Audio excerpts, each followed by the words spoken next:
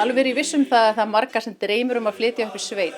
Það eru hins vegar ekki allir sem láta vaða, en það gerðu Sigrún og Kalli þegar fluttu hérna Kalastaðakoti í Hvalfjarðarsveit frá Akranesi. Okkur langar að heyra hvað þau eru að gera og til dæmis að heyra sögu þessa hús sem stendur á þessum fallega tanga hérna í Hvalfirði. Hvað kom til að þið létu bara vaða? Einhvern veginn var þetta bara rétti tíminn fyrir þessar aðstæður að geta keypt og það einhvern veginn gekk allt upp með hjálp góðs fólks. Þá gekk það upp. Þið hafðu hvorugt búið í sveit áður, er það ekki rétt hjá mér?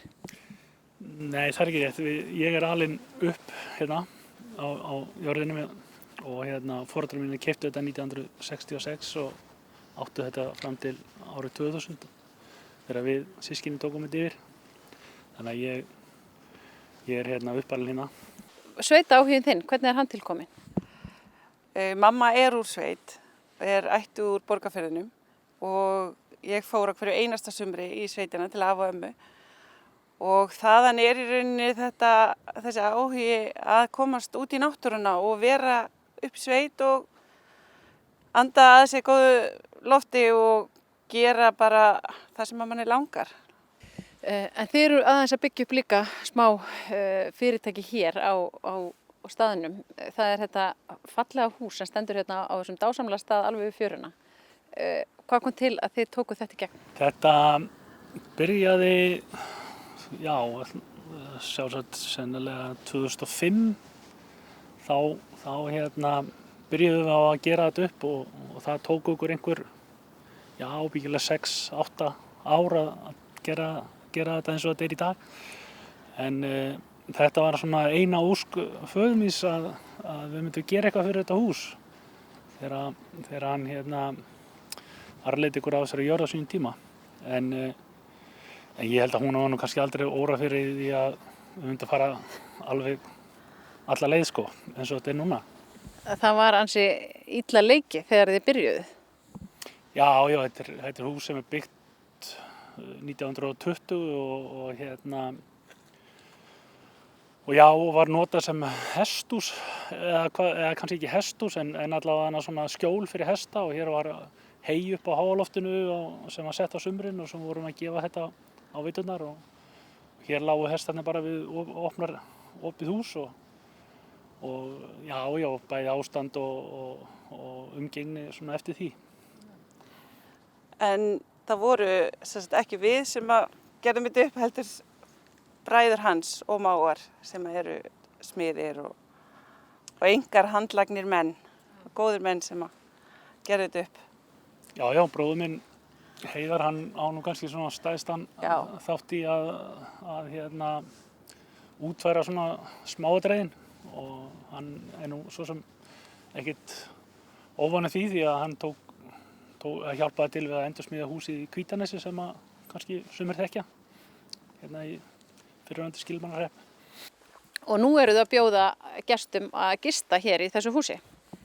Já, þegar við kaupum jörðina þá þarf maður eitthvað að huga að því hvar kemur inn peningur til þess að borga lánunum og þá fórum við út í það að skrá þetta hús á Airbnb og fá til okkar erlenda ferðamenn sem eru mestmegnis Bretar og Bandaríkjamenn sem að elska það að komast í sveitina, upplifa annað heldur en Gullfoss og Geysirhringinn, vera aðeins út af fyrir sig. Þegar norðurljósin eru þá eru þau svakaleg hérna, allt í kring líka út af því að það er lítið ljós. Það er svo mikið myrkur þegar það er myrkur. Þannig að norðurljósin magnast einhvern veginn upp og bara nándin við sjóinn og fuglalífið og náttúruna og þetta er bæði fjölskyldur og líka mikið af pörum. Fólk að koma í brúðkaupsferðir og annað. En þó að húsið sé merkilegt svona út af staðsetningu og náttúrunni hérna í kring að þá er svolítið mögnuð saga. Þetta er svokallað kaupfélagshús, eða ekki? Jú, Kaupfélag Hvalfjarðar var með þetta hús á sínu snærum og það var, eins og segja, þetta var byggt, fyrsta heimildir húsið er eitthvað sín kringum 1920 og það var nú að vísu ekki virðist vera lengi í notkun, sennilega einhver 10-15 ár.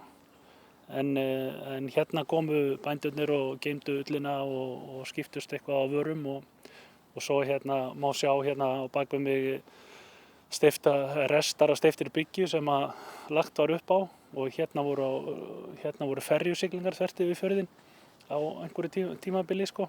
Hér var siglt yfir að Eyrakoti sem hérna beint á móti og hérna þannig að þetta er merkileg saga.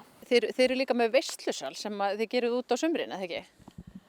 Jú, við byrjuðum á því í síðasta ári að útbúa það. Það sem að, við kallum veislusal en þetta er nú þetta gamla fjósið sem að foreldrar minni byggðu sín tíma.